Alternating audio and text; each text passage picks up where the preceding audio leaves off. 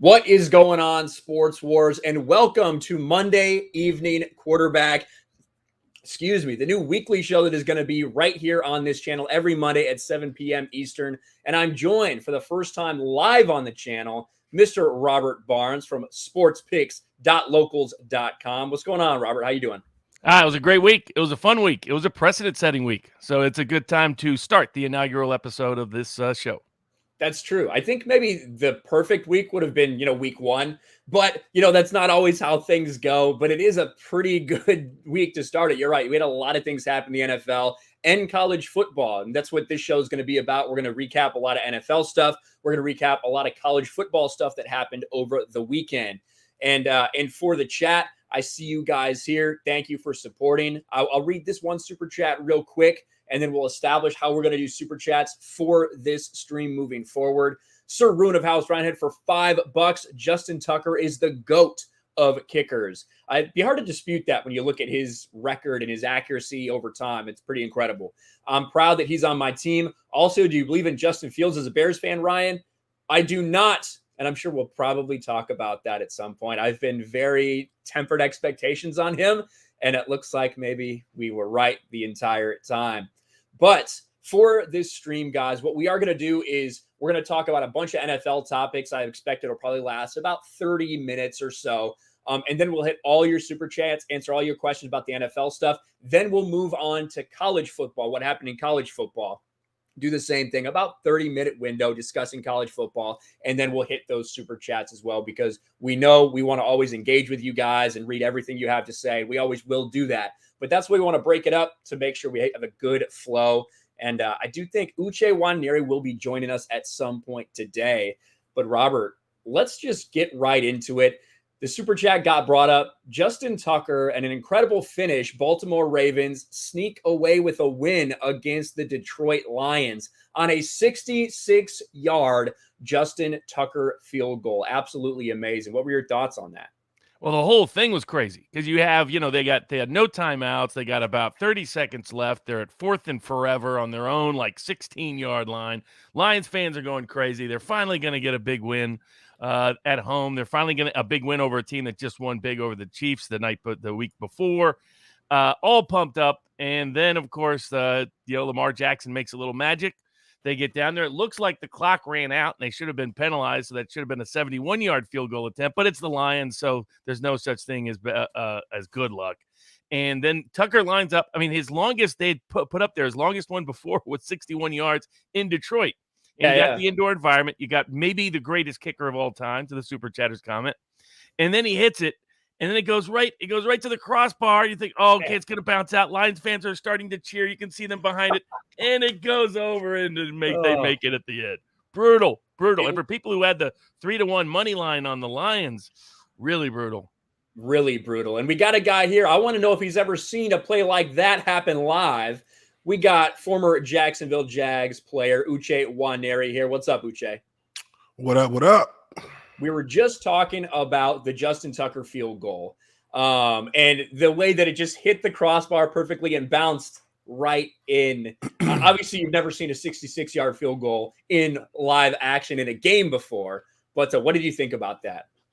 Honestly, they should have never been able to take that field goal. I mean, there was a delay of game that was it was an obvious delay of game. They were 2 seconds into the 0 count when they snapped the ball to give them the opportunity to, basically stop the clock and, go for that field goal kick. But with all that being said, I just kind of knew he was going to make it. I was like, he's going to make this kick. I mean, as soon as he kicked it and I saw the line it was on and how much lift he got on it, I was like, yeah, he's going to make it. But it hitting the upper. I thought if it hit that crossbar, then it was automatically not good, because I think that had happened before years ago. I can't remember, but it was. I mean, it hit the crossbar at literally the perfect rotation. Yeah, because it launched it upwards and kept its momentum.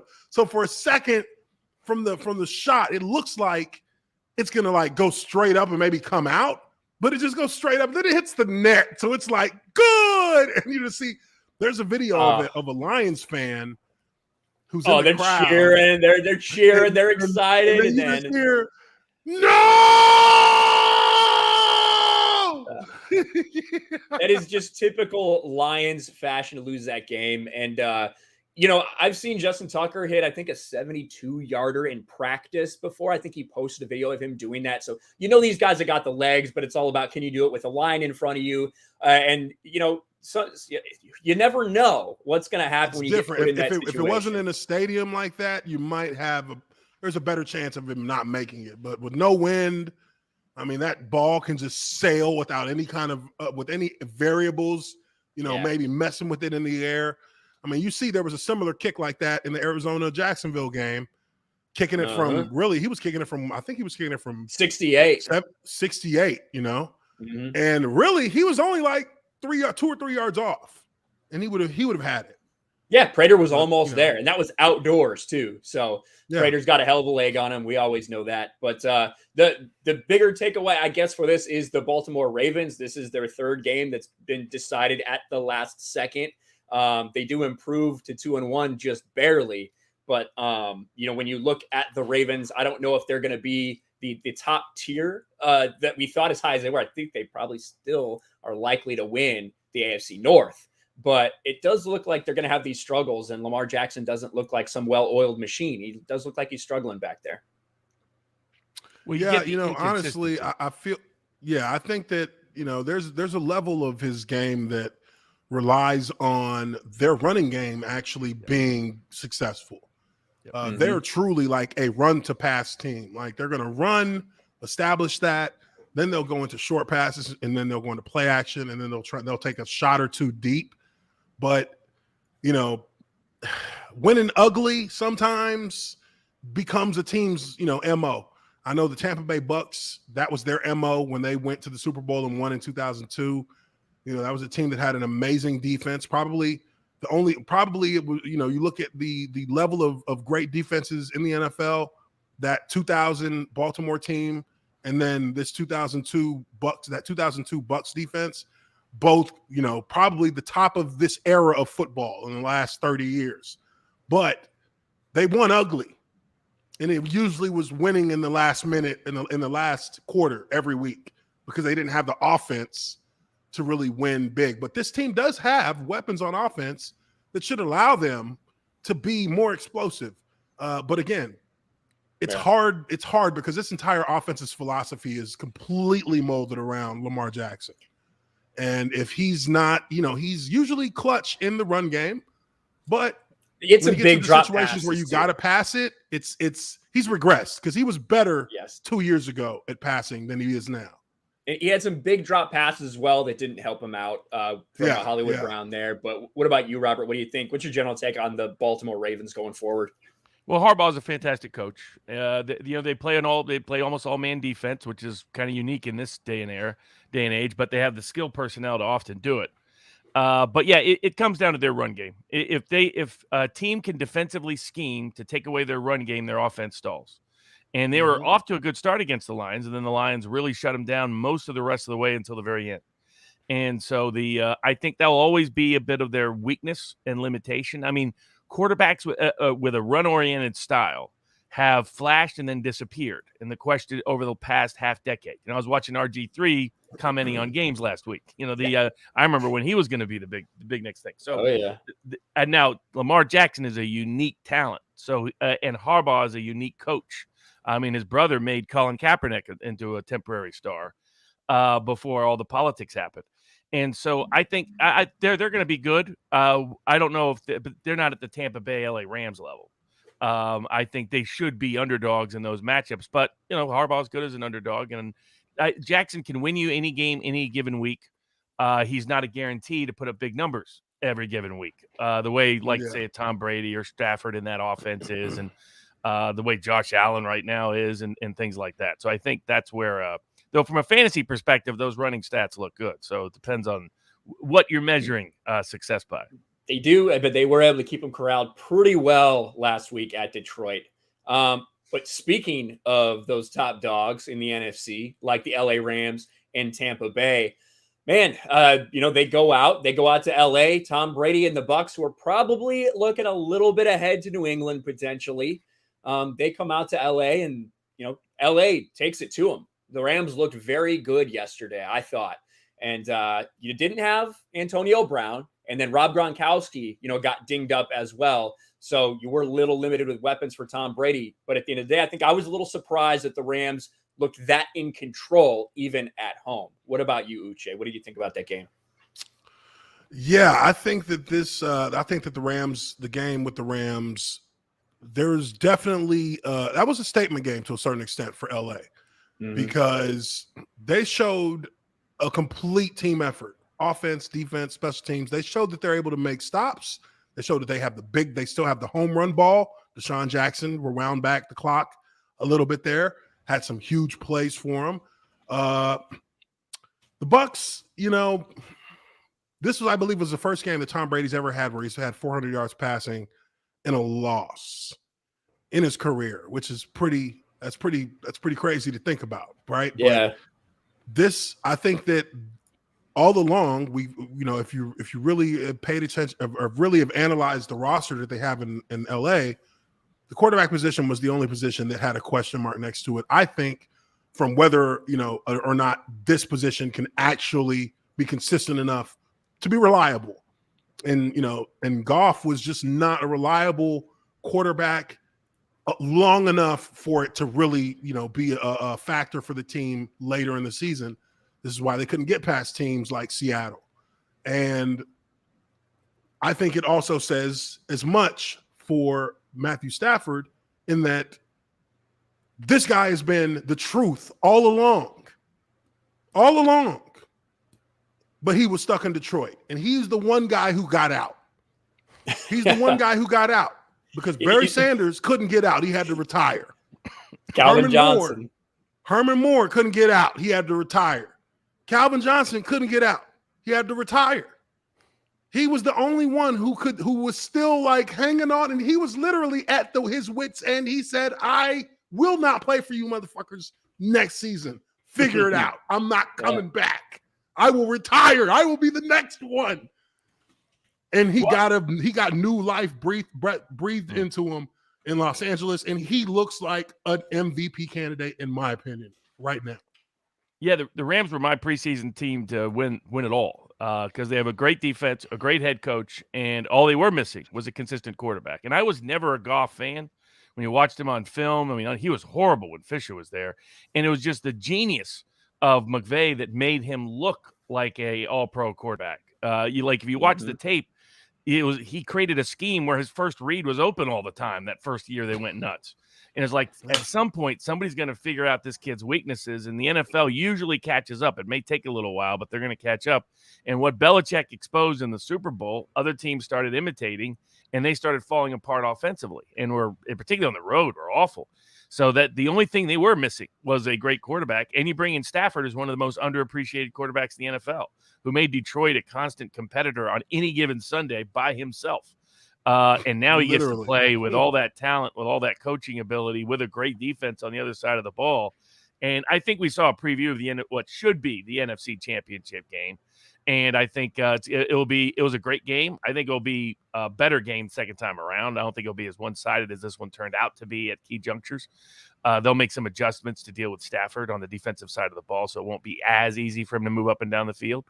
And as you note, Brady actually put up big numbers. They couldn't run the ball, but Brady could throw the ball pretty easily, and that was with some guys banged up. But I thought it was a great preview of two great teams, and it shows the Rams are here. They're legit, and they're for real. Yeah, I agree. And Stafford, he's a guy, he's literally McVay's wet dream. Stafford can make any throw from any position. With Jared Goff, he was having to make them hurry up and rush the line so he could talk to Jared Goff and tell him what the defense was planning to do before the headset cut out. That's the level of babying that he had for Jared Goff. Now, I will say, I think that Goff has looked okay, at times in Detroit. I think he's kept that team competitive these first couple games at least. But yeah, the Rams are looking awesome. As a Cooper Kupp fantasy owner, and who has been a Cooper Kupp fantasy over the past 3 years, I'm really excited for the connection that him and Stafford have, because it looks it looks absolutely phenomenal, incredible. Higbee got a lot of action last night as well. So, I do think as much as I don't think Tom Brady would want to admit it, there has to be some focus on that game in New England coming up. There has to be. And we're going to talk about that. We're going to talk about that a little bit. There's no reason for them to look ahead. There's no reason for them to be looking ahead. This literally is a preview of the two teams to beat in the NFL, perhaps. Kansas City is 1-2. You know what I mean? Like the Chargers, the Chargers, the Rams, the Bucs. Like these are teams that are being looked at right now as potentially teams that are ascending. More so for the Chargers than the Rams and the Bucs. But for this game, New England is the lesser of the two. This was the match to measure where your team is at right now. That was it. There was no looking ahead. Yeah. What does he got to look ahead to? They're going to blow out fucking New England. That's not even a question. For a football standpoint, you're 1,000% right. But what was all the press for Tom Brady and all the answers Tom Brady was getting in the lead up to this game? It was about Alex Guerrero, his trainer's comments about Bill Belichick. It was about Tom Brady's dad. You think Tom Brady gives a fuck about that when it comes to the game he's about to play? He's not thinking about the Patriots at all. He knows he got the Patriots number. He ain't worried about them. That's easy for him. I don't think he's worried. I think he's thinking about it. I don't think he's worried. He knows what's going to happen when they play against New England. They're going to kick their ass. He knows that. That's not even a thought in his mind. Does anybody here think that New England's going to beat the Bucs? Hell no. Belichick coming off a loss against a guy he obviously knows very well. I mean, I'm curious. I'm curious to see. I'm not curious because the truth of the matter is to win easily, but I'm not so certain or sold just yet. I'm not curious because the truth of the matter is Belichick doesn't have the roster to even to beat a Bucs team without Tom Brady right now. He doesn't even have a roster that can do that. Right. He is truly rebuilding that roster. So it's going to be another year or two before we really can talk about whether or not New England's a threat to anybody seriously. They would be lucky to be in the competition to win the division with 4 games left. They probably will be out of it before then, to be honest. But, Tom Brady, he already proved last year that it was him. I don't think anybody believes that it wasn't him. So he doesn't have anything to really prove going into New England at all. Like there's nothing there to prove except to confirm what everyone else is thinking or knows. Interesting. There you go. Well, we will be there. Sports Wars will be there. Myself and Jeremy will be at the game. We'll be covering it live for Tom Brady's return to Foxborough, which is going to be crazy. I'll be really interested to be out there in the crowd. Pretty sure Jeremy's going to be wearing a Bucs Tom Brady jersey. We'll see how that goes over with everyone. But Uche, you brought up another game that I think is really one of the big headlines coming out of this. The Chiefs are 1-2. They lose at home to the Chargers. I think the Chargers should have beat them by a lot more in this game. The Kansas City Chiefs turned the ball over like 3 or 4 times in the first half, and the Chargers didn't really cash in a lot of times where I think they should have. The Chiefs, they tried to turn it on at the end, but it just wasn't enough. Now, Patrick Mahomes still almost got them down.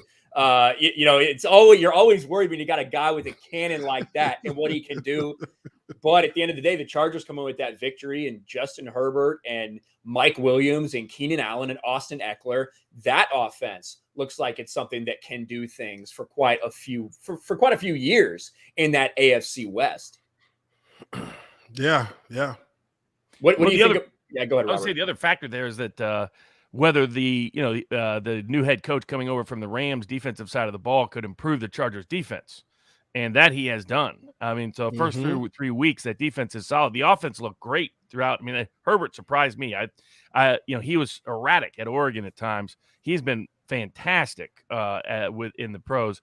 But the big question was, could their defense step up? And that was a very good defensive performance. And I don't know what it is, but these Super Bowl losers, it's like it's like they're cursed. They get the flu. Yeah, exactly. I mean, this is like what, the 5th or 6th team in a row to start off from a spread perspective with a losing record against the spread. And I mean, they have an actual losing record that's lost the Super Bowl. And you really didn't think it'd be the Chiefs because they fixed their offensive line issues. It's Andy Reid, it's Mahomes, it's Kelsey, it's the great offensive personnel. Defense was, had still has some issues, but it still surprised 1-2. Now it's a tough 1-2, but the only game they won, they had to come back and win at home. So the Chiefs really need to get rolling and need to wake up, though. If there's any coach who can do it, it would be Andy Reid. But I guess he went to the hospital or something briefly after the game, had some health issues. That would be a little bit of a big concern for me if I was a Chiefs fan, because Reid is a very unique head coach in the NFL. Yeah, Andy Reid is probably one of the most brilliant offensive minds the NFL's ever seen, honestly. The way that they catered that offense to fit, specific strengths in their receivers and their tight ends, their running game. They all these things revolve around Patrick Mahomes and his unique abilities as a quarterback. But I think that, truth be told, and at least from how I see it over the bigger picture of their success over the past few years, is that they're a team that far too often relies on the fact that they're so good that they can come back from any deficit. I think that one playoff run when they won the Super Bowl against San Francisco, I think that playoff run got in their head a little bit that they could just come back from anything, because they were just coming back from anything. They were down 24, don't matter. We'll be back before we get halfway through the third quarter. We're within 7 points. They're down fucking 10 in the Super Bowl with like 10 minutes left. It's all good. We're up 14 with 4 minutes left in the game. Like, they fell into that, believing that's just part of how they win, when the football statistics and the football percentages will always ring true. The more that you turn over the ball, the more that you are down in a game, the longer that you go down in certain regards of red zone efficiency, third down conversions, when you're not clearing 50% on third downs, when you're not clearing 80% in red zone, you'll lose more games than you'll win. They didn't clear. They were very bad on third down in that game, if I remember correctly. I think at one point they were like maybe 1 for 8 or 1 for 7 at one point in third down conversion in that game. Yeah, it was like the opposite of the Rams in the Bucs game, where they were like 8 out of 9 on third down. You know what I mean? There was they were hitting all of these low percentage points for crucial stats in game, like in situational football. You have to win these stats, and a lot of times they overcome that and they just barely squeak it out, or they just blow past the team that kind of they catch them in a couple of bad coverages, and they just take advantage. The talent is what helps them get past that, but teams will close the talent. There's not a big talent gap between any team in the NFL. The talent gap is very small. It's all about the execution. And once a team sees a way that you have trouble winning, when you play against certain schemes that give you issues, every team you play against will use the same thing until you prove that you can beat it, that it's not a weakness anymore. And I think that them allowing other teams to be front runners has been sort of a weakness for the team that's ahead of them, because they get that false sense of security. But I think now you're seeing that as long as you continue to play a certain kind of defense and you eliminate the deep ball from Tyreek Hill, and you try to contain Travis Kelce, then you have a better chance and you have a legitimate shot at getting it done. And this Chargers team, again, this was a game to measure where they are as a franchise, and they passed it, and they looked good doing it, which means there may be a shift in the power structure of this division over the next 2 to 3 years. So there may have to be a retooling in Kansas City and nobody really even expects that to be the case, but that might be the case 2 years down the road. They have to kind of retool because they've kind of gotten figured out. That's just how it is in the NFL. Speaking of power shifts, one of the disappointing teams this year, but it's part of a continuation from Week 10 of last year, has been the Steelers. Big Ben has not gone over a QB rating of 90 in just one game since Week 10 of last year. Yeah, and the thing with NFL quarterbacks that people kind of forget is their decline isn't like a ski slope. Their decline is like a cliff. They just suddenly fall off. whether it's Dan Marino, Peyton Manning, Eli Manning, a wide range. It's something in their physical body. Suddenly, certain parts of their passing motion just don't work. They just quit working. Don't work anymore. Peyton Manning managed to win a Super Bowl despite that, but that's because he had to make major adjustments and had a great defense behind him. But Roethlisberger really, the struggle against the likes of the Raiders and the Bengals at home in Pittsburgh, one of the greatest home field advantages in all of the NFL. And now they travel to Green Bay this week, not the best time to have a bounce back week. But I wonder whether Big Ben's days are done in Pittsburgh and whether the Pittsburgh era of dominance may be temporarily over. It has to be. And that was, we were going to talk about some of our biggest disappointments. And I think that would have been mine. The Steelers just do not look good in any way, shape, or form. Big Ben looks washed. He really does. And that's what happens, even though Ben is several years younger than Tom Brady. This is a guy who doesn't take his physical fitness with the same seriousness as some other guys do. Historically, he's come up just a little bit overweight, a little bit out of shape, but he gets it done. He manages to do things. But when eventually there comes a time where you can't just grit your way through it, where you can't stand in there and take that shot, when your arm just doesn't work the same way it used to. And I think that this is only maybe the beginning of Pittsburgh's struggles this year. And you might have a situation where they legitimately have to consider taking him out this year and putting someone else in, forcing him into retirement in a way. What do you think, Uche? I don't disagree. I don't disagree with a lot of that. I think that you got to take into consideration that this dude pretty much had Tommy John surgery, which is absolutely going to affect his ability to throw the ball with any velocity down the field. You see, he's losing his velocity, drops out. Big Ben used to be able to just throw standing still. He could get it 50 yards down the field on a deep ball with just standing still. He could get balls down the sideline, side arming. He was mobile. And then look, the dude has lost a lot of weight.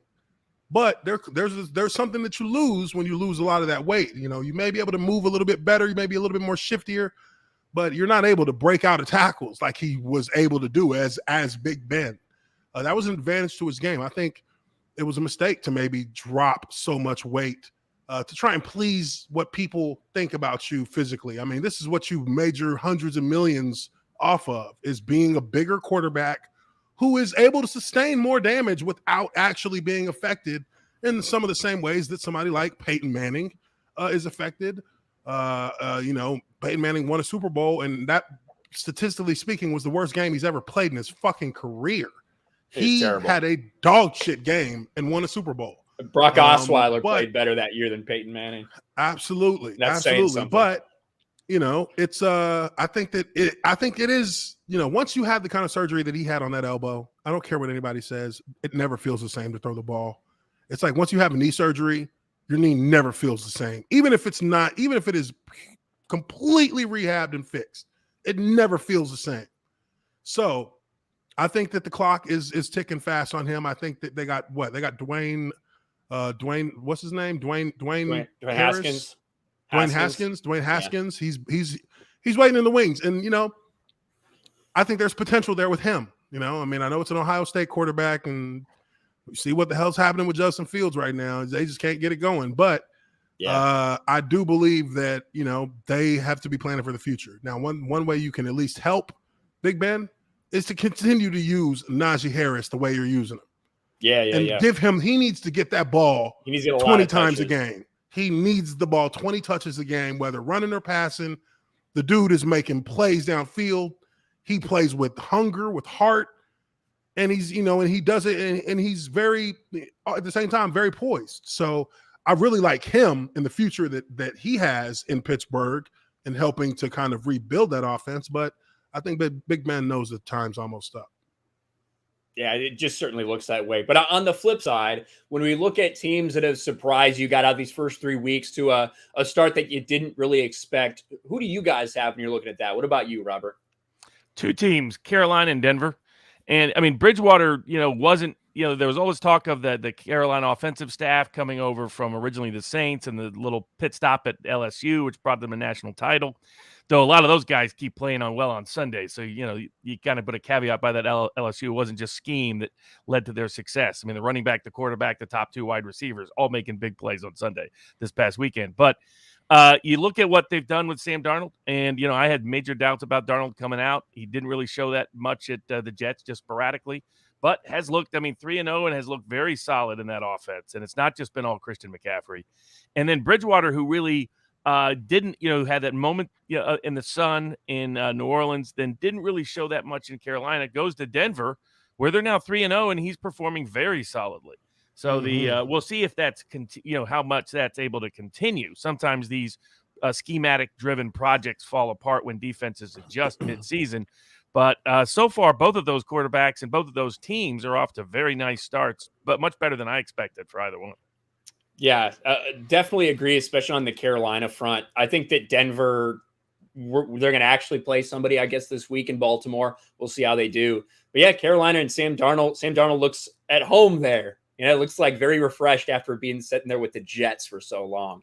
What about you, Uche? Any other teams that kind of surprised you? I think one of them is absolutely Carolina. I think Sam Darnold, I think that kind of shows, again, that it matters who's coaching you. It matters what kind of system you're in, what the philosophy of that system is, where a coach is trying to take a team from a culture standpoint. All these things matter, and all of those are integral to the pyramid of success. You have to have buy-in from the players. You have to have a philosophy that matches the players' abilities.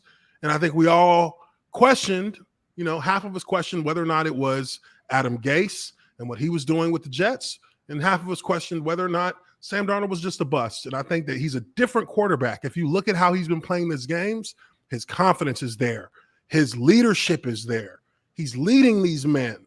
They're following him.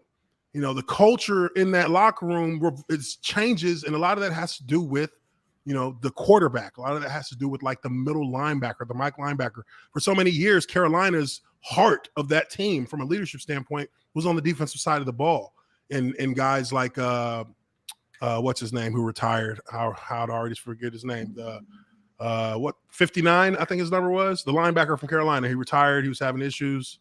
Yeah, the great Nobody Georgia remembers his name. linebacker, Thomas Davis. Oh, or you mean no? Luke You're Kuechly. talking Luke Kuechly. Luke Kuechly. Like, that was a guy who was the heart of that defense for so long. That was a guy who was a leader. He was a leader who the culture of that team kind of rallied around that leadership. And you're seeing that again here with Sam Darnold. He's showing leadership out there. He's actually performing and getting them places. And I think that is something that you can't, lose sight of. I mean, a lot of people thought that this would be the last chance for him, and I think he's kind of sending a message out early in the season that he is worth his first round billing. Now, another team that has actually surprised me in a negative way that I did not think it would be. Maybe I did think it would be this Jags. Yeah. But did I really believe it would actually be this bad? No, I did not. The Jacksonville Jaguars look like a team right now, and I hate to say this, and people in Duval know I'm a Jaguars fan through and through. Jaguars do not look like they belong on the field with other NFL teams right now. Now, I will put a caveat by that in saying that they played much better against Arizona. They did play better, but when it came down to it, some of the most fundamental situational football things that you're supposed to know as a player, as a coaching staff, as a franchise, they weren't even close. I mean, you have a 9-point lead late in the third quarter. Like, you might pull this shit off. Like, the crowd's into it. The defense is playing well. And on offense, you do nothing but go backwards and go backwards and go backwards. And then with still a 2-point lead with 30 seconds in the third, what do? You run a flea flicker inside your own 30-yard line, a cardinal football sin. You run a dangerous play, and I don't care that DJ Chark was streaming down the field wide open. Is he going to get the ball? Because what's going to happen is you're going to hand that ball off. Your running back has to actually run and then stop and turn around. The ball is now in the air going backwards as a lateral. And if you watch the replay of it, it didn't matter it didn't matter that anybody was open. he was about to get his ass clocked or he was going to throw an interception. And that's what happens when you run stupid plays at stupid in stupid portions of the game like that. This is a critical time in the game for you to establish something. You got a 1,000-yard running back who actually has been playing his ass off still with little touches that he's getting. He's getting good fantasy points, doing a damn good job in the fantasy, and you won't give him the ball. He should be getting the ball 20 times a game just to help your quarterback, just solely for that, if for nothing else. He should be getting 20 touches a game to help the quarterback. And you're not doing that. You run a flea flicker, and your quarterback literally just jumps off his back leg like, nailed it. And you just, as soon as the ball left his hands, as soon as you see the camera pan just a little bit, you see Red just sprinting downhill. And you're like, yeah, this one's going back. Pick 6, 7 interceptions in 3 games. Now, they don't look like a team that understands what they're doing. The other quarterbacks that start off their season with 2 interceptions in their first 3 games, one is Peyton Manning, and the other one is another legend whose name eludes me. So maybe he'll be in that line of work. Yeah. But I think it's. What's funny is that if we're going to rely on that to happen, well, probably not with Urban Meyer, especially in a game you're gifted an Iron Bowl Auburn style touchdown off of a kick at the end of the half that you get to return 109 yards to match the record, and then you still blow the game. I had Arizona under 30.5 points, so I thought money was in the bag. 1 minute left, the third quarter, only got 10 points. What's the likelihood they're going to score 21? Well, that turns out pretty good. But Urban Meyer is just, when's the last college coach to go to the pros to succeed? It didn't work for Kelly. It didn't work way back for Lou Holtz. It didn't really work for Nick Saban. I don't know of any college coaches in recent time or in the last 30 years. Jimmy Johnson's the only one that people are going to point to. That's it. That's all you got, Jimmy Johnson. Jimmy Johnson actually had a team that was a roster that was loaded with talent. Yes. They had a lot of talent. And back when talent disparities existed in the NFL. Yeah. Which, doesn't anymore now. Jimmy Johnson's really the last guy to do it. Everyone else, Barry Switzer tried, he won a Super Bowl, but he wasn't like he was a great coach. But maybe that's he won a Super Bowl the John Gruden way. I took a team that was already Super Bowl ready, and I let them do their thing and got me a ring. And then I'm gone. I'm going to get fired in 2 years. Don't worry. Yeah. Exactly. People forget that about John Gruden. Though his Raiders are finally playing well, though he almost managed to blow another game at home to the lowly Dolphins with Jacoby Brissett at quarterback. But we'll see. So did it. That was going to be my surprise, actually, was the Raiders. Now, they have not been winning in convincing fashion. All of them have come right down to the wire. But I will say that Derek Carr has impressed me. It looks like everything's kind of coming together for him in a way. They're taking a lot of shots downfield. He's throwing a lot of little slants inside. They don't have a run game there. Josh Jacobs is all banged up. Kenyon Drake is basically a non-factor. So I've been surprised with the way that Derek Carr has looked for the Raiders, that he has them 3-0. And now you look at this division, you've got the Raiders 3-0, the Broncos 3-0, the Chargers 2-1, and the Chiefs 1-2. So I don't think the standings are going to stay that way throughout the entire course of the season. But the Raiders are kind of my surprise, I would say, for, other than some of the ones we've already talked about going forward. We just got news. I didn't even see this. This happened 3 hours ago, but it's the first I saw it. I don't think it's probably going to matter because he probably won't be able to stay on a roster. But Josh Gordon, who's being reinstated, is planning on signing with the Kansas City Chiefs. And his agent confirmed that Gordon is headed to Kansas City. What do you guys think about Josh Gordon going to Kansas City? And do you think he will stay on the roster? Well, I think. Go ahead, Rob. I was going to say, I think they could use a physical type receiver like him. It's the only thing they really kind of don't have. They have Kelsey as the tight end. Then they got, the fast guys on the outside, and they got Hilaire coming out. I think it's a good, obviously, if I was Josh Gordon, I would like to play with Patrick Mahomes and Andy Reid. If he can't make it there, then it might be the end of the road for him. Yeah, I agree. What do you think, Uche? I'm happy for the guy that he got back into the league. They ask a lot out of a guy in his situation. They're going to ask a lot for him to get back into the league. It sounds like a broken record. We've kind of heard this and seen this, multiple times at this point. So it's like, do we really believe that he can keep his nose clean and, focus on the things that matter. I mean, is there any doubt that this guy should be like the best receiver in the NFL at this point? Had he not been suspended multiple times, he was going to that Cleveland Renaissance would have happened 3 years sooner if he's not, knocked out of the NFL. This is a guy who I played against. This is a guy who literally was like unbelievably talented. Like it was him and another player who kind of fell into the same trap. Him and Justin Blackmon, guys who were infinitely talented, who just had off the field issues that haunted them and demons they couldn't get past. And he's fortunate enough to have another opportunity at this. Justin Blackmon is not. His career has been lost to this same situation of having an alcohol problem. So I'm hoping that he can get it done. I'm going to keep positive about it because even now he doesn't have any. The tread isn't worn on his tires barely at all.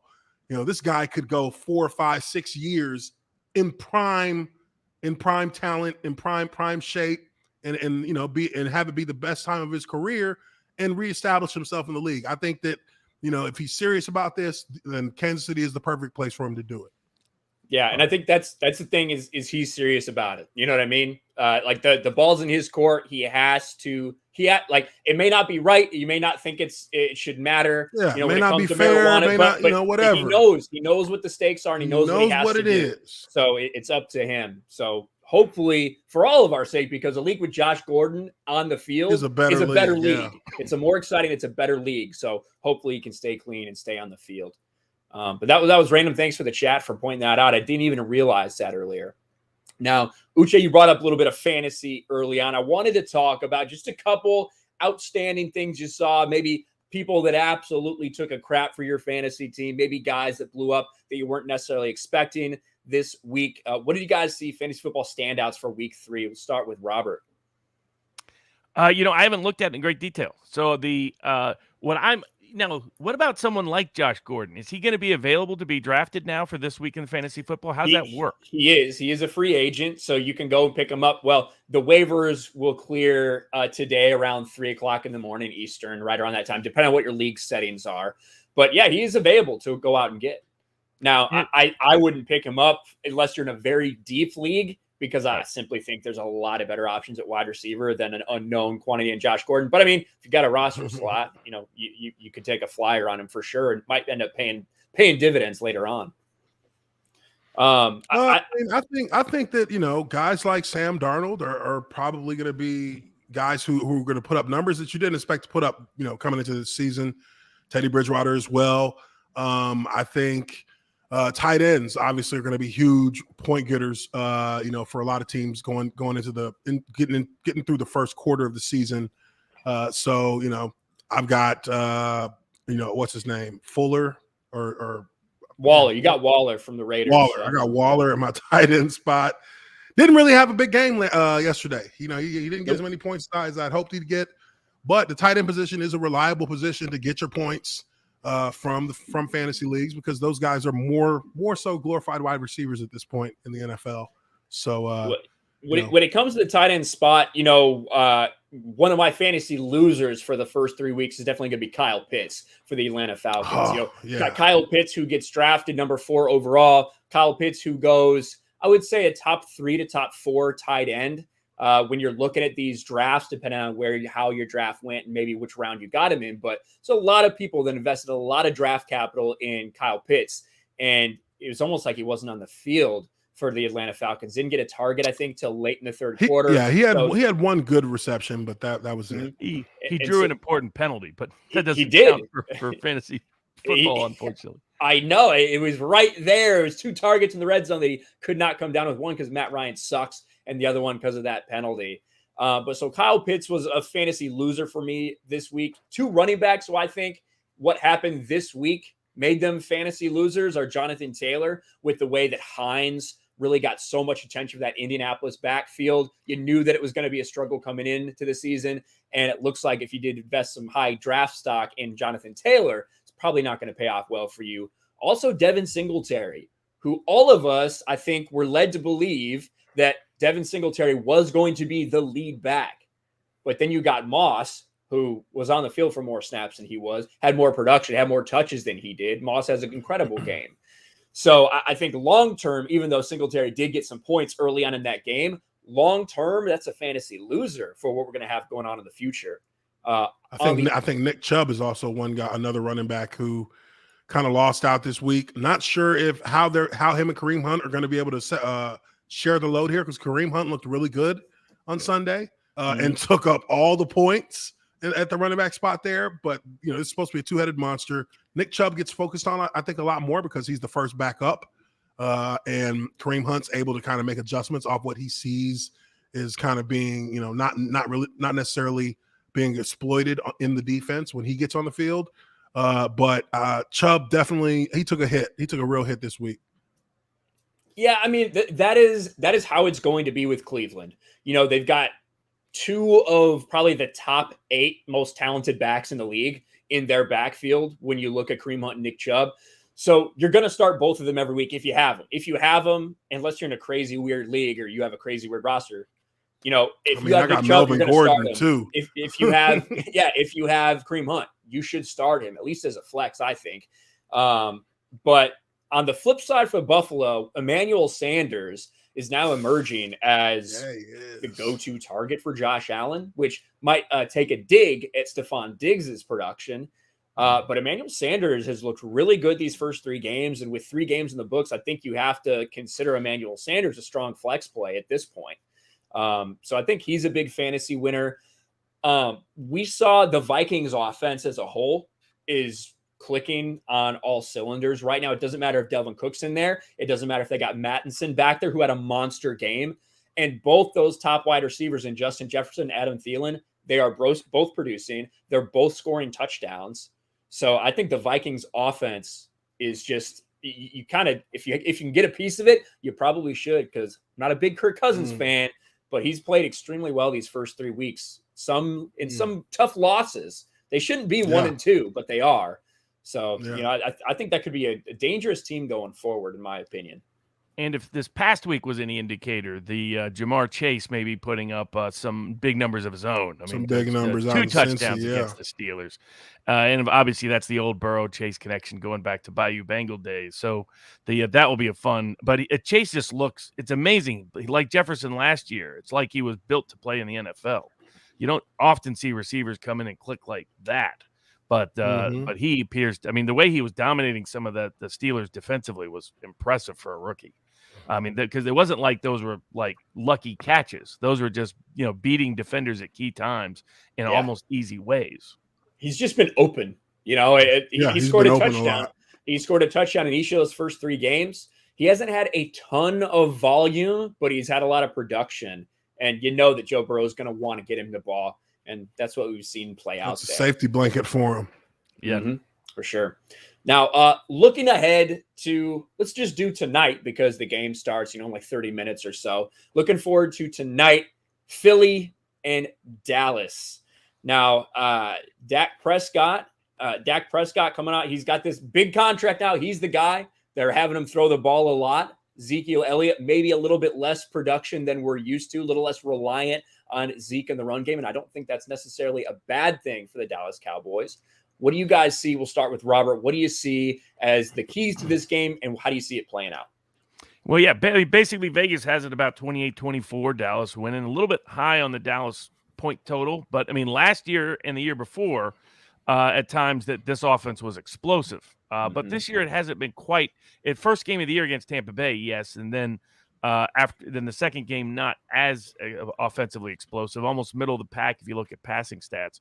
But this will be interesting, and to see if are the Eagles defense really much better than they've been in the last few years in the secondary, or was that a reflection of who they played early in the year? So, I mean, I'm really curious to see that, and then how good is Hurts?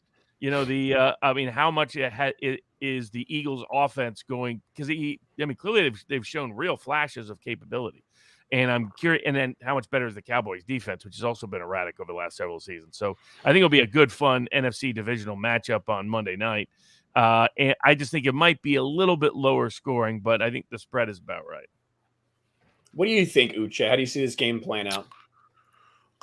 Well, obviously, Dallas is going to have that home field advantage, being with the game being in Dallas. But I think there's going to be real questions about their offensive line because La'el Collins, he's not going to be in the game. He's got a suspension from trying to bribe a drug test collector. That sounds like the most Dallas Cowboys thing ever. But I think that's going to provide a big test for their offensive line on the edge because, we're asking the question, is Philly's defense for real? Well, this is just going to be a good opportunity for them to scheme to show that they have a layer of dynamic, versatility amongst them to be able to get to the quarterback because they're going to have to get that Prescott moving to really affect him as a passer. Now, we know he has the ability to be mobile and to get yards down the field, and he can throw the ball down the field on the run, but you'd rather have a quarterback throwing on the run than sitting in the pocket all day and being able to just pick apart defenses. Now, as far as the Cowboys are concerned, I think that this is a good opportunity to try and establish your run game. You don't want to put Dak Prescott in as much you don't want to expose him as much as you have been to a solid pass rush or a tricky blitz scheme because you have missing pieces on your offensive line. I think Zeke Elliott, this is a good opportunity to try and force some better production out of him because he has not been the running back that they gave all that money to since he got that money. So they need to try and really gauge whether or not he is a player they can rely on the offense to help them move the chains in a consistent fashion. He doesn't make very good decisions from a vision standpoint, which wasn't the case just 2 seasons ago.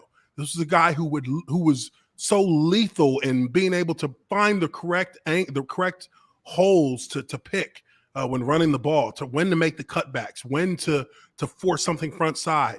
And then he was physical enough to finish falling forward. So he always gained yards regardless of what the situation was. We have not seen that. I think the Cowboys need that kind of running again to balance out their offense because at a certain point, you can't be throwing the ball 40, 50 times a game every week because you just don't trust your run game. That's kind of the same plot hole that the Cowboys have fallen in since the Tony Romo days, where they just begin to lean on that kind of offense. And all it's going to take is one defensive secondary that kind of locks that down and forces them to run where you don't really, and it just kind of discombobulates the flow of their offense as a whole when they can't do that. So I think balance is going to be key for them to win this game, but I do think that the Cowboys win it. And I think 24-28 is probably a solid enough number to call for that. Yeah, I think it'll probably be a little bit lower on a Monday night. I think 24-20, something like that. I'm not super impressed with the Eagles. I don't think that Jalen Hurts somehow a crazy week 1. You're like, what is this? What Jalen Hurts is going to be? No, I don't think so. I think it's much more likely to be the Jalen Hurts who runs for 80 yards and 55% completion percentage for 200 yards or something in a game. So I don't think the Eagles are going to be blown out of the water. I think that when it comes to the Cowboys, they should run if it makes sense to run. But what we have seen in this league, so many people, and it's been happening for years, using those short passes to a running back as an extension of the running game or a wide receiver, whatever it may be. And I think that Tony Pollard for them, even though I know a lot of fantasy football fans might not want to hear it if you got Zeke. I know a lot of Dallas Cowboys fans don't want to think you paid Zeke all this money, you're just going to use Tony Pollard. But I think that Tony Pollard is more versatile than Zeke, especially in the pass attack, and I think he should be utilized more for them. But if they're gonna stack 8, if they're gonna try to sneak a guy down there, it makes more sense to pass, and that's what you paid Dak Prescott all this fucking money to do. And he's had 85 pass attempts the first 2 games. I think 50 of them in week 1. So we'll see what happens. I do think the Cowboys will pull it out. It's at home for the Cowboys. So we'll see what happens. That game starts in just a little bit. But we're going to go ahead and we're going to roll into some super chats now because we're done with the NFL portion, guys. Now we're going to get into college football. What happened in college football over the weekend? But I want to make sure we answer all your NFL questions and super chats first. Thank you guys for hanging with us through this whole thing. Butter Biscuit for $2 said Streamlabs link. I got it in there, and I saw your Streamlabs. I'll get to those in a second. Butter Biscuit. Biggles Mets for $5 says greetings, guys. What's up, Biggles? Thanks for being here, man. John Cream for $5 asked a college football question. With Clemson losing to NC State and being pedestrian the rest of the season, could a team like Wake Forest maybe win the conference? We will answer that specific question regarding the ACC when we get into the college football stuff. So we'll get to that. Thank you very much, John. SPD Girl for $5. Ryan, I sent the Bears stuff photos to your Twitter DMs. Let me know if you want them sent somewhere else. I will take a look at them. Thank you so much, SBD Girl. A fellow commiserating Bears fan with me, which we didn't even fucking talk about Justin Fields. That was so pathetic. Just as a brief aside, I suppose, since Justin Fields is here, the rookie quarterbacks are having a rough time. They really are having a rough time. Trevor Lawrence, we talked about him, all those interceptions. Zach Wilson has looked more clueless than Trevor Lawrence at times. I think that Zach Wilson looks the worst of them by far. At least we've seen sparks from Trevor Lawrence in moments where I think he looks good. But Zach Wilson looks very bad. Justin Fields, who I have, as a Bears fan, I was excited, but I'm like, let's hold on. I'm not a big Andy Dalton fan, but at the same time, we haven't seen anything from Justin Fields, and he gets the opportunity. All of the Bears fans who asked for this are super excited, and now what happens? He looks like shit. Now, a lot of that is the way that Matt Nagy called it. Matt Nagy's under a lot of fire. I would not be surprised if Matt Nagy gets fired at some point this season because people have had enough of him there. But you can't just sit there. You can't just sit there and continue to get hit and like not make your reads. The game looks like it's too fast for Justin Fields right now. Well, this is what, okay, a couple things about this situation that in my film study, looking at what they were doing, and also if you look at the stats, or I don't know if they have that stat on offensive lines, but they say he was under pressure 60% of the time, but that's really not even the biggest part of this. Biggest part of this is really, in my opinion, a failing by Nagy. Out of 40 some odd dropbacks, 31 dropbacks, you went hot protection. Hot protection in the NFL is protection with no running backs, no tight ends, only the offensive line. That's not something you use in a regular course of the football game repeatedly, because defenses actually have alerts to hot protections. When they know that there's not going to be a back or a tight end in to help with pass protection, they will alert to certain blitzes just to overload your offense. But even at that, you've got one of the best defensive lines in football going against your average and below average offensive line. And in no way did you prepare these guys to take on that by helping them and giving them help. Keep a running back in. The running back's not going to get the ball because there's not going to be any time for him to get the ball because the quarterback's going to be getting rushed immediately. Keep a running back in. Keep a tight end in. Chip the tight end so he can blow up the rib cage of the DN before he goes out on his route. Chip Myles Garrett on every fucking play. Chip Myles Garrett on every play with the running back every time so that your tackle knows he's got help on that outside so he can set with more confidence in a better position to maybe receive that D end off that chip and just take him to the ground on the inside. There are ways for offensive linemen to get comfortable taking on guys like that when they have help, when they know that there's something that's going to kind of even the playing field for them.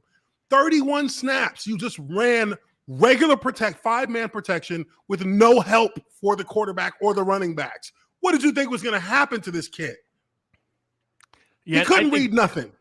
I think Justin Fields would be best in like a Kubiak-style offense, a heavy play-action offense that uses his ability to bootleg and that has Kubiak, more of those. from the Houston Texans. That is the offense he should be playing in, where he's doing a lot of rolling out. Yep. He's doing a lot of play-action rollouts, a lot of tight ends running across the formations, where he's just coming on an easy rollout and just dumping it to the tight end. I mean, that was like one of the best offenses in the NFL for a number of years. Oh, yeah. And Kubiak made every average quarterback, even average quarterbacks, look great. I mean, Osweiler, that's why he got the big contract. People thought, oh, he's really good. Yeah. No, that was just the magic dust of Kubiak. So he made, Carr's older brother look good. So, I mean, there's a lot of people he's made look good that were not, didn't turn out to be great quarterbacks, and he can make good quarterbacks look fantastic. I mean, the whole Minnesota offense is based on Kubiak's scheme and system fundamentally. And he helped create the career there for Cousins. But This is not a good fit, and it's definitely not. I mean, people forget Fields lost out in the competition to play quarterback at Georgia. Ohio State, he was great because that was a great fit for his style of play. A traditional pro style, conventional pro style, was not a great fit. And I was not convinced that he would suddenly shift back to being just a great conventional pro style quarterback. Northwestern exposed that in the Big Ten title game last year, that he had certain limitations. If you made him into a sit back pocket quarterback reading defenses, that was not his strength. If you used his mobility and used his arm strength and his ability to throw exceptionally well on the run, then you could succeed the way Ohio State did. So I think they have to make adjustments, or that kid's going to get the crap kicked out of him all year. And I think it's really weird because we saw Nagy's offense in Kansas City feature a lot of rollouts and a lot of moving the pocket at times with both what's his name, Alex Smith, and then Patrick Mahomes. And we saw him utilize it with Mitch Trubisky because Mitch was so limited.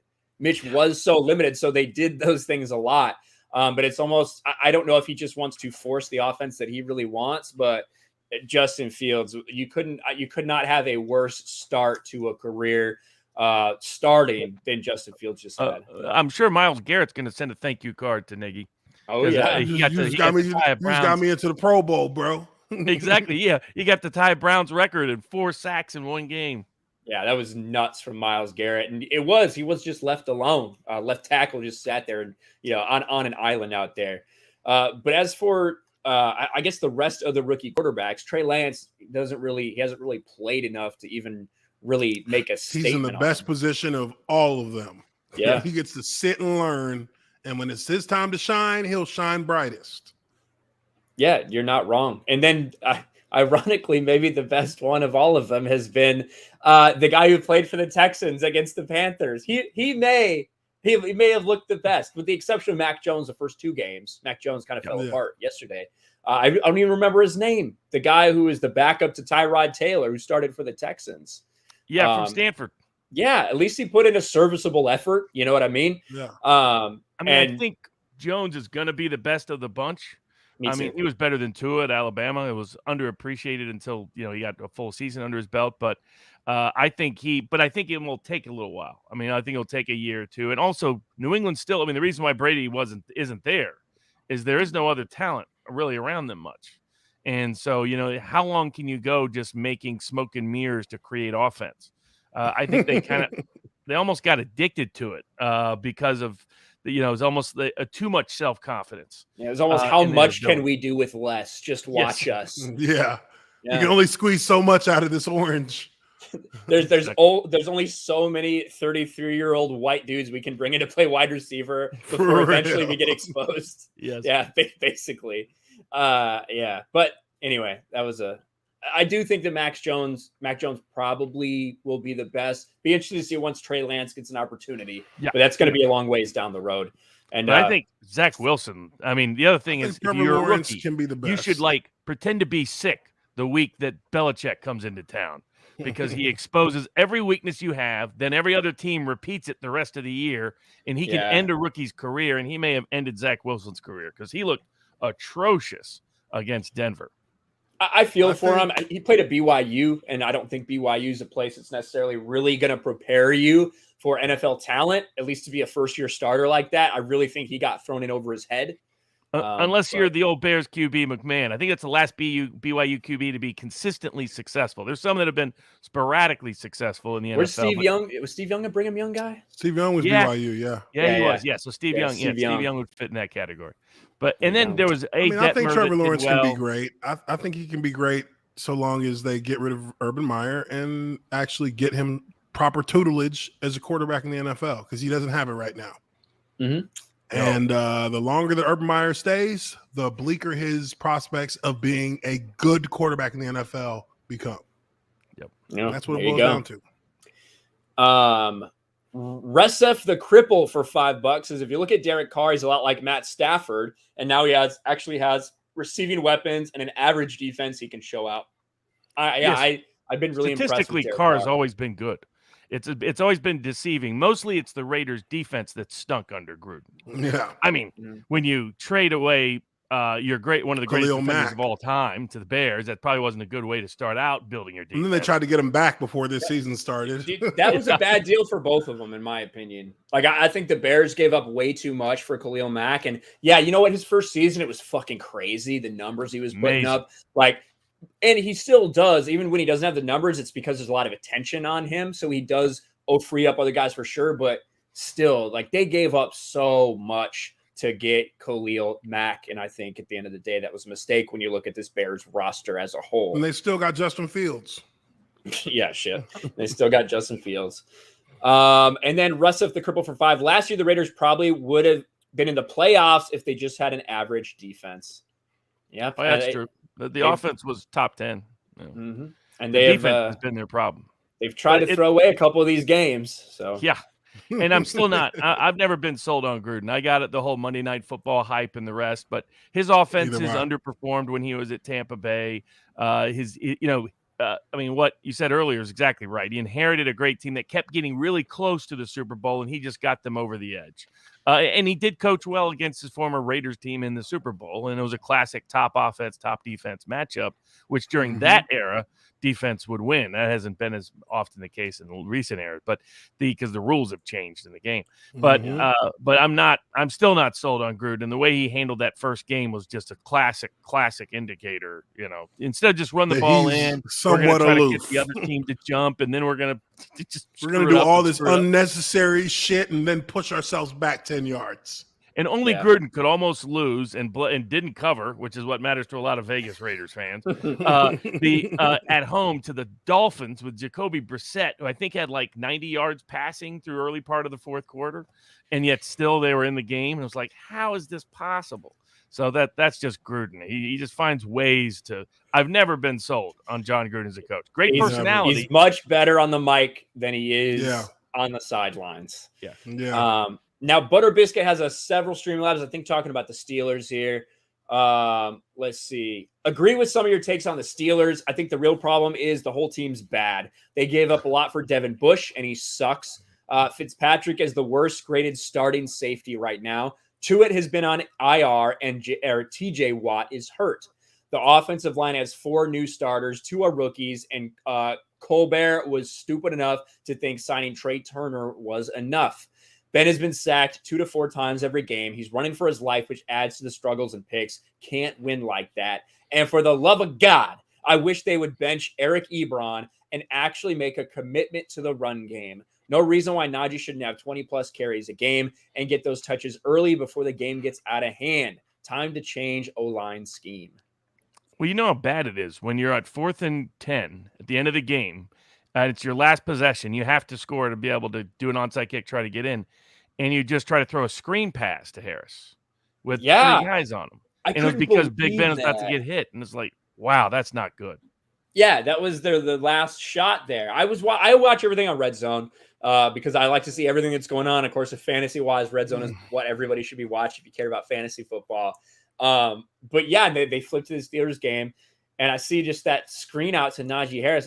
Does that say 4th and 10?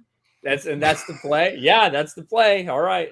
Well, 4th and 10 screenplay is actually not a bad call to make. A lot of times you're going to get guys dropping in coverage. I shouldn't say screen. It was just a fucking it was like a little fucking wheel. It didn't even wheel. It was just line of scrimmage. He was just releasing wide, and he checked down to him.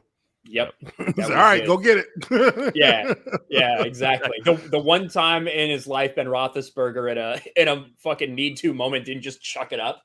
It's on 4th and 10. He chucks it directly to the sideline. He didn't gain any yards. They had it covered. But the fans were booing as soon as the pass was made. And the Steelers fans. He can't make that deep throw anymore. He can't do that. Yeah, that's the problem. It was a sad state of affairs.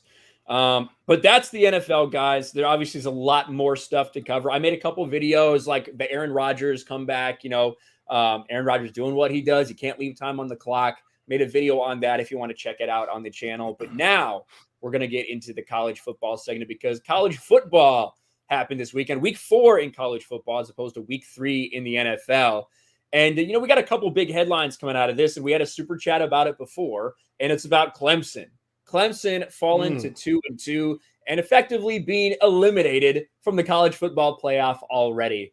Somehow they're still in the top 25. I think they're number 25 in the AP poll. But they're 2-2 and they're done. A Clemson team that I think basically everybody, maybe with the outside chance of some people saying North Carolina or something like that, who aren't going to win it either, whereas people's pick to win the ACC. And now they do not look very good. And that's the story of college football this year. What do you think, Robert, about Clemson?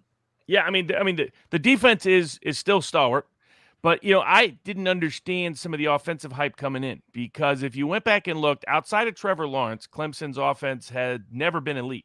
Only under Trevor Lawrence was it elite. Even when they've had some fantastic quarterbacks in the past, including Deshaun Watson, they were still not an elite offense. They were good, but statistically not an elite offense. And even last year at times they had these major gaps during games. And so and they lost 90% of their passing, 90% of their running, 90% of their receiving. They had offensive line issues already partially last year that got exacerbated.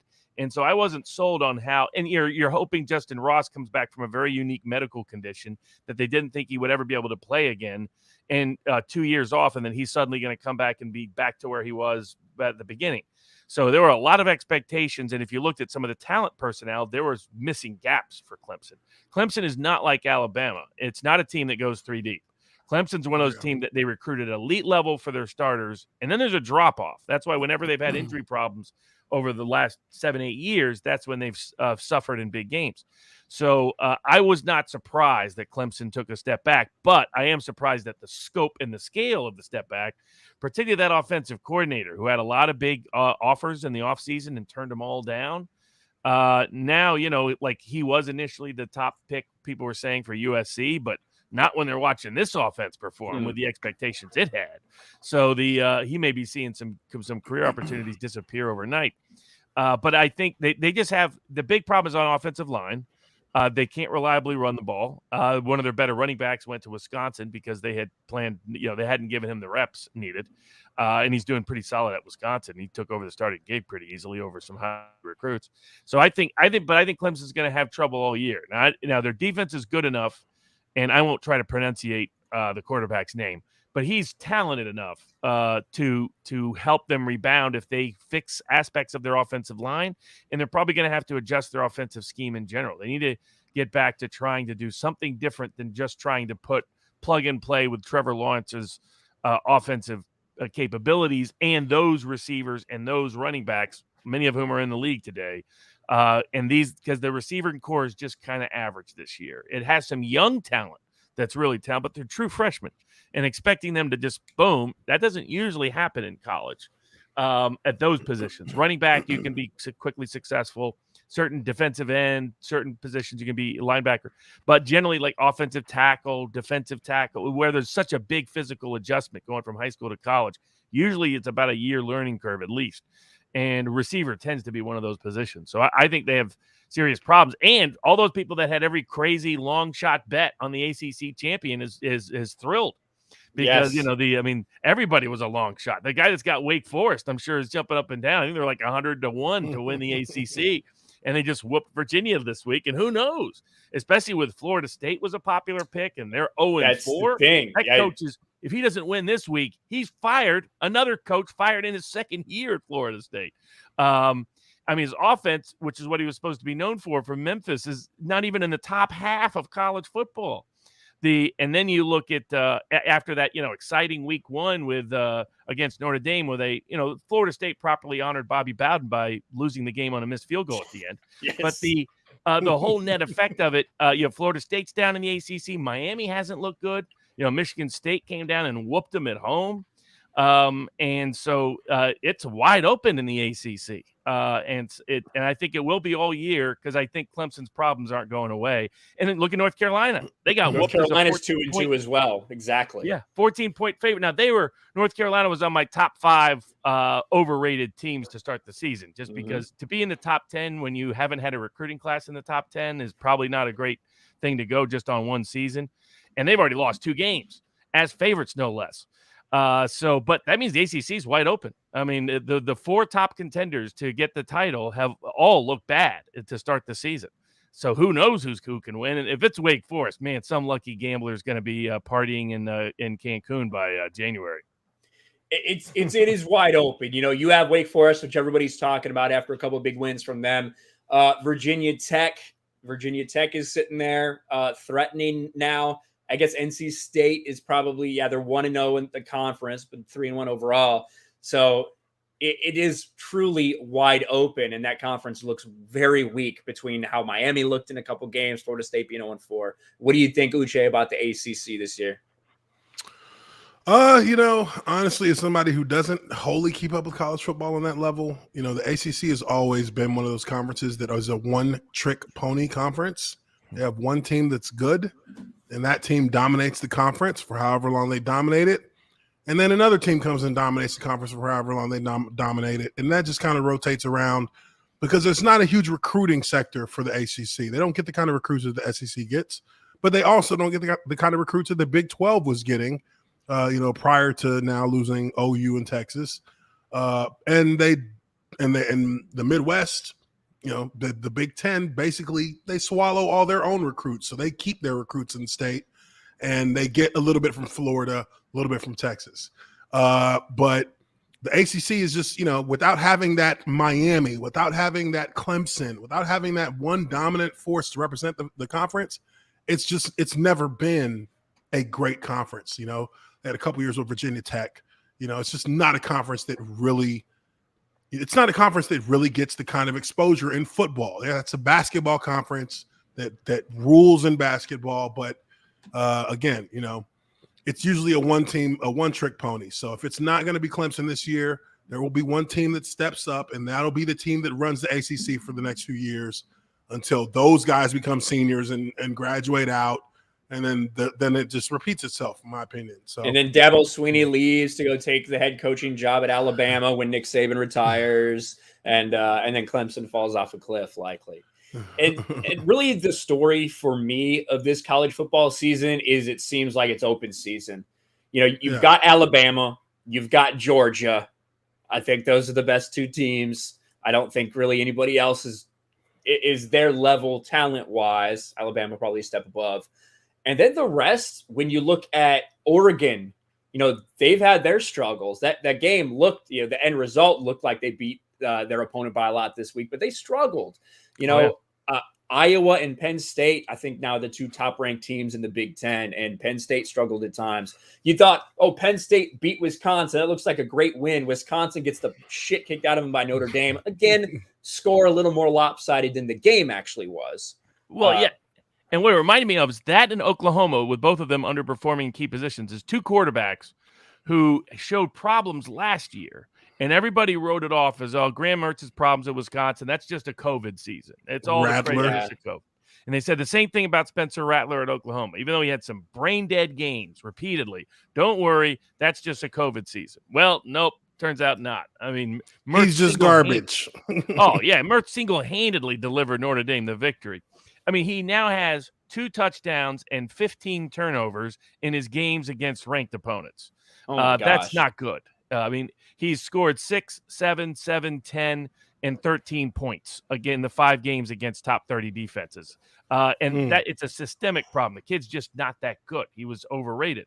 And then Spencer Rattler, I mean, there's rumors of issues and locker room issues as well with him, but whatever it is, West Virginia is not a lights-out defense, and they needed a last-minute comeback to win that game. And it was supposed to be their defense was supposed to be better because everybody just assumed their offense would have the same kind of success it had under Kyler Murray and Jalen Hurts and Baker Mayfield. Well, not so much. He showed glimpses of that last year, a lot of brain-dead moments. He struggled to pass the ball all game, and this comes after they struggled against Tulane, struggled against Nebraska. Oklahoma's not looking. Phil Steele predicted him to win the national title, but that might have been a little premature by old Phil. So I think, and then Ohio State, I don't know they have the talent, but that defensive coordinator was terrible. And they said, don't worry, too. That's just a COVID season. Yeah. Last year's defensive problems, just a COVID season. It'll be normal when they get a full season of practices.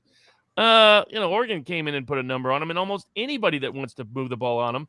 And Minnesota led them the most of the game that opening week of the season. And Minnesota just lost as a 30-point favorite at home to Bowling Green, who is expected to win 1 game this season in Vegas. So major problems for the so-called other competitors outside of the big dogs in the SEC. Yeah, it really it's just been that way. Like everybody, Notre Dame, I hate Notre Dame. I've always hated Notre Dame. I always will hate Notre Dame. They're not as good as their record indicates, but hell, in Yeah, this type fuck of Notre season, Dame. maybe they are a guy that belongs in the college football playoff. I think they've got one more big game. They're underdogs against this week at Cincinnati. home. Underdogs at Yeah. home this week to Cincinnati. Cincinnati's expected to come in to South Bend and touchdown Jesus and beat the Catholics. And I may be on Notre Dame again, though. You're right. You look beneath the stat sheet. Notre Dame can't reliably run the ball. They lost 3 offensive linemen to the league. It keeps showing up.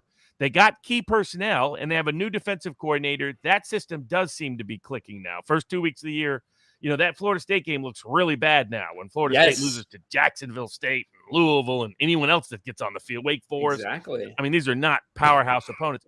But against Wisconsin and then the week before against Purdue, defense started to – because there's a lot – I mean, Kyle Hamilton's a top 5 pick, safety out of the back, 6'4", 215, a guy with great range, can cover and hit. And they've got a lot of other top personnel defensively, but they were just putting in a whole new defensive scheme. Interesting enough, this is Marcus Freeman from Cincinnati. So he'll be going up against his old team this week. They probably still shouldn't be underdogs, though Cincinnati has been a ruthless machine. Brian Kelly for the gamblers out there is 18-7 against the spread as an underdog when facing a team with an equal or lesser recruiting ranking than him over his career. I used that to bet on him last week against Wisconsin. So but yeah, Notre Dame could do it, especially with USC falling off a cliff. You lose at home to Oregon State, the Beavers, Dude. Oregon State, The Beavers. And when it comes to teams that have surprised us, I guess in a good way in college football, I think the one that everybody across the board is going to say is Arkansas. I don't think anyone saw Arkansas coming out 4-0 out of the gate and just had a big win against Texas A&M. They have the biggest game. I mean, really for them, it's going to tell. Are they real? They're playing Georgia this weekend. Yep. That's going to be a massive game. But Vegas has them. Georgia is Bulldogs as 20-point favorites, which surprised me given how Arkansas didn't just win. They beat the daylights out of Texas and then beat the daylights out of Texas A&M. Now, A&M was playing with their backup quarterback because of an early injury to their guy. Arkansas is going to beat them. I think it will be closer than that. It only makes sense that Arkansas would beat them because, one, these are 2 teams that don't play each other often. No, that's true. So the fact that they're going to play each other and they're both at their best is going to favor, usually the team that is the underdog is going to be the one that's more unpredictable throughout the course of the game. They're going to take more chances than the team that's the favorite. I think Georgia, if you look at their film, if you look at their games, this is not like it's a new scheme Georgia. This is the same Georgia that we see every year. It is. Yep. Now that Georgia is always a good team, but that Georgia is never a team. That Georgia is not always the team that wins in the most clutch of moments. They're the team that does kind of fuck it up when they're in really tight spots. They fuck it up no matter how good they are. You ran a fake punt on 4th and forever against Alabama. Yeah. And that's the 2 blown championship leads to Alabama. I mean, the defense is definitely lights out for Georgia, and I think they will be able to hem in Arkansas. The big question is whether that offense will really – this will be an interesting test for JT Daniels because he didn't do much against Clemson, didn't have to do much against South Carolina or hopeless Vanderbilt or UAB. But and that Clemson game looks a little different now in retrospect. That Clemson win for Georgia, that was a big thing for them in that opening week. It looks different now that Clemson's basically looked like shit. Right. So, no doubt. And Barry Odom's one of the best defensive coordinators in all of college football, longtime coach at defensive coordinator in Missouri, knows the SEC very, very well, overachieves everywhere he's been, and he has that defense. I mean, he's the one who created the defensive scheme that completely bamboozled Georgia in the past. Georgia's offense in the past took out Mike Leach in ways that Mike Leach has not been able to recover from in the SEC.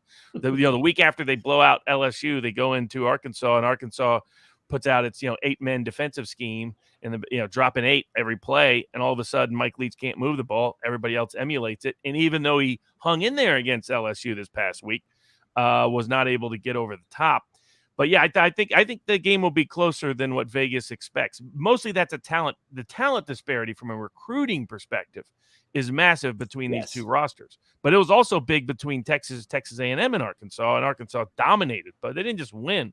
Those weren't fluke wins. They dominated both games. Well, this means that there's a strategic advantage that Arkansas has been playing with then. So again, I come back to this is not a Georgia team that has added something to their offense, added some creativity, or added a new element to the philosophy of their offense that actually makes them more dangerous. They just doing it the same thing with better players. So what does that really leave you at the end of the day? You shut down and you contain the scheme. You don't need to contain the players. You just need to contain the scheme. That's what they're bound by. So if this is a team that has a personnel that has worked with Georgia before, then that's going to be an advantage for Arkansas because they're going to understand that scheme. They're going to understand its tells. They're going to understand its weaknesses. And that's where Arkansas is going to plan to attack. They're not going to try and take Georgia on head on. They're going to try and win in certain phases. Special teams, always look for special teams to be a huge phase that changes the game. That may be something. You may see a reverse come out. You may see a double reverse come out. They're going to try and catch Georgia in their weak spot because they're not going to. It's pointless to go head to head on the strengths of both of the teams until you've figured out how to weaken them. So that's how I look at it. I think Arkansas gets this.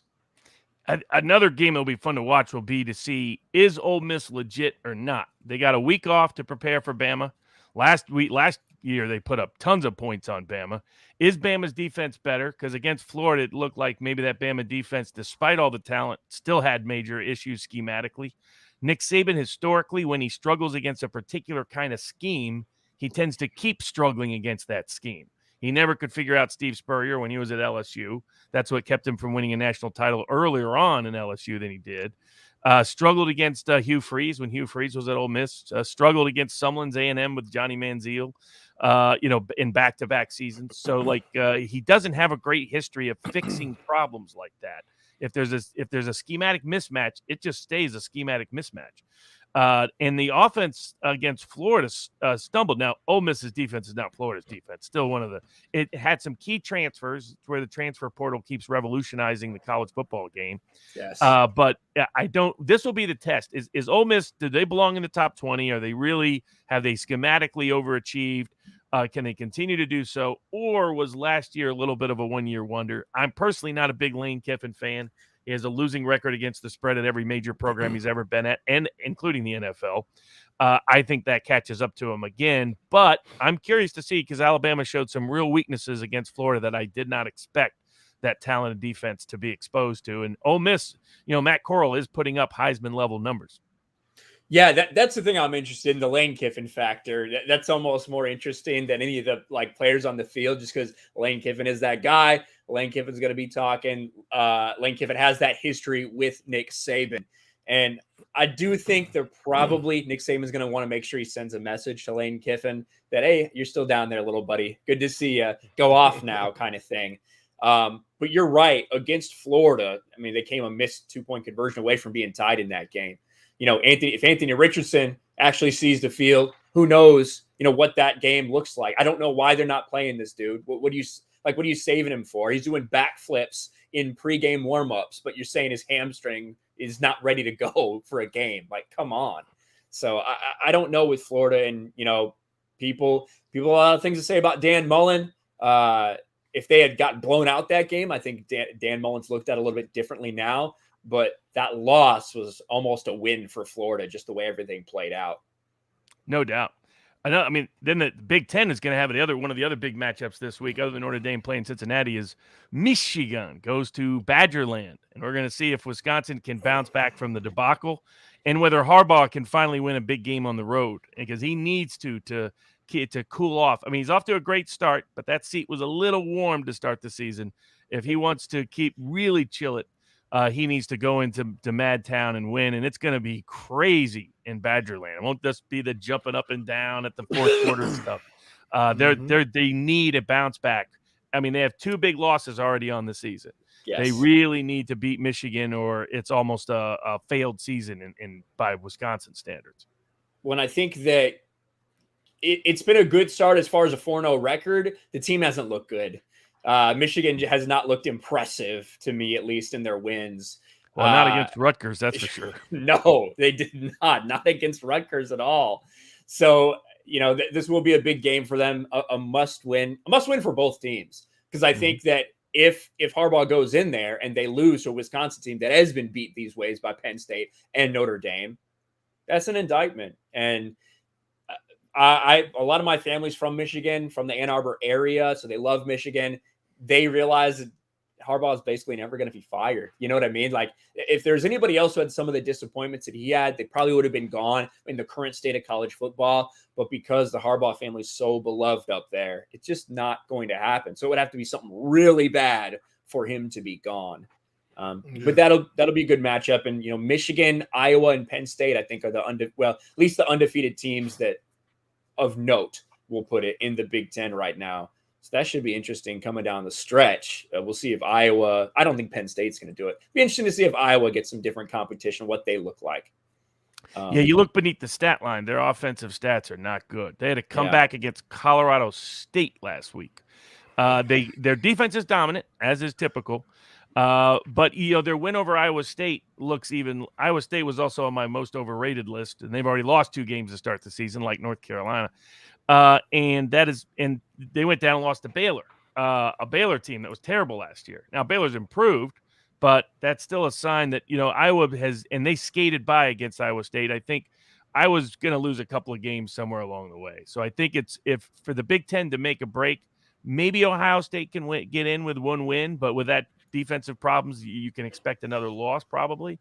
If Penn State were to go into Ohio State and beat Ohio State, then Penn State's the only Big Ten team I see making a run, unless Michigan goes in and really dominates against not only beats Wisconsin, but if they dominate, okay, then maybe they're a legitimate playoff contender. But right now, we really only have 2 legitimate playoff contenders, and then like 20 other teams that could make it. I mean, BYU might make it if they keep running the table, even though they are barely getting by some bad teams like South Florida last week.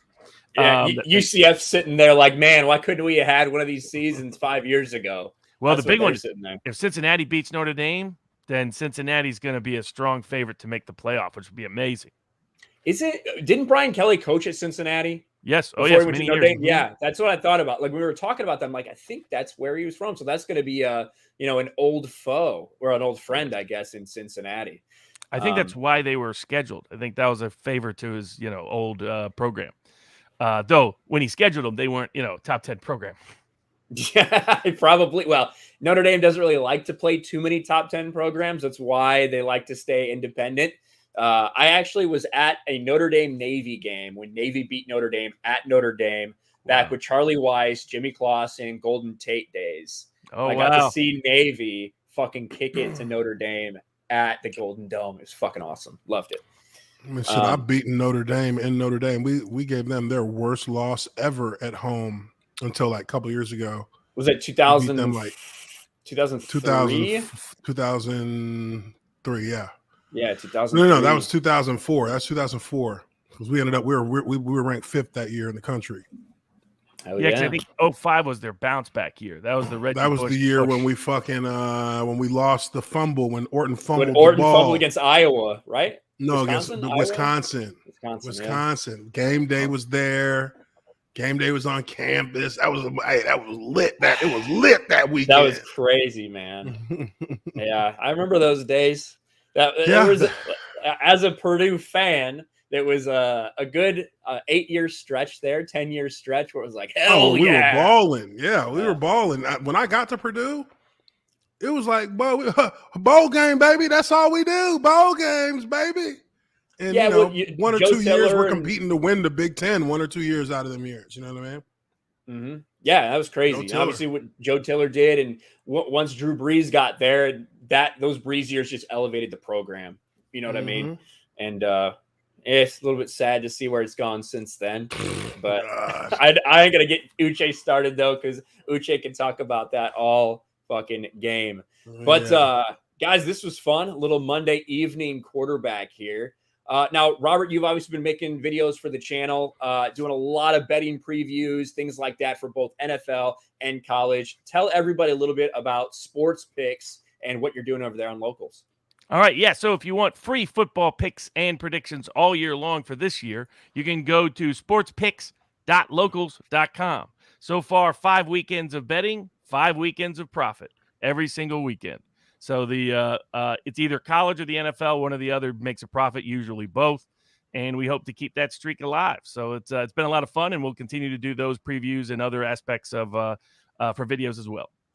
Hell yeah. So make sure you guys do that. It's in the description of every single video that we do. We've got sports picks in the description for you guys to go and check them out. So make sure you do that. Uche, what do you have going on? Yeah, you can find my channel, Uche Waneri. Just type in my name, first and last name. We had a live stream today. We moved my Monday live streams up so I can jump on, so I can be available for this. So my Monday live streams are now at 5:45 p.m. They run right till around 7 o'clock. And that's a Monday. On Wednesdays and Fridays, we are at 7 p.m. Eastern. That's our normal time for my live streams.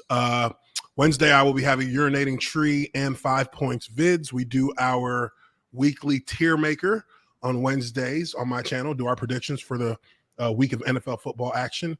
And I'll be with them actually tomorrow on the Dumpster Fire live stream, which is at 8 o'clock on the Dumpster Fire channel with them. So definitely come check me out if you got some time. Hell yeah, absolutely. Well, thank you guys. We appreciate you being here. Thanks to Robert. Thanks for Uche. Thank you to all the chat.